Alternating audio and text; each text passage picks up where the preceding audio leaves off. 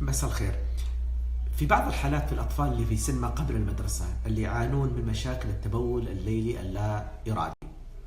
وفي غياب أي سبب لهذه المشكلة، يعني ما هناك التهابات متكررة بولية، ولا عندهم مشاكل في المثانة، ولا عندهم مشاكل في الجهاز البولي،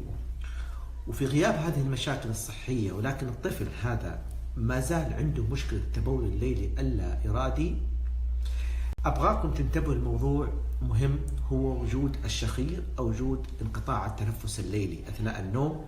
لأنه هناك علاقة وثيقة ما بين انقطاع التنفس الليلي أو الأوبستراكتيف سليب أبنيا مع التبول اللا إرادي، لأنه هناك في خلل في إفراز هرمون الحابس للبول أو الهرمون المسؤول عن المحافظة على البول. يعني ننتبه إذا شفنا طفل عنده تبول ليلي اللا إرادي وفي غياب أي سبب، ننتبه للموضوع.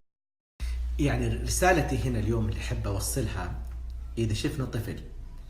عنده مشكلة تبول لا إرادي في نوم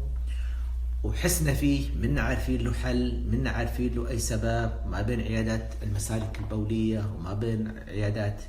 الكلى، وما حد عرف له يعني حل، وكل شيء طبيعي وكل شيء سليم، بس ركزوا في موضوع النوم،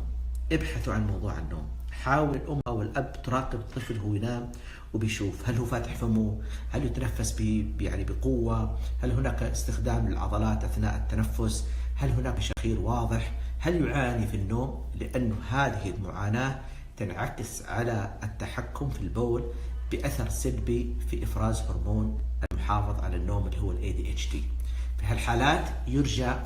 التحويل إلى طبيب مختص في النوم، وخصوصا طبيب أطفال.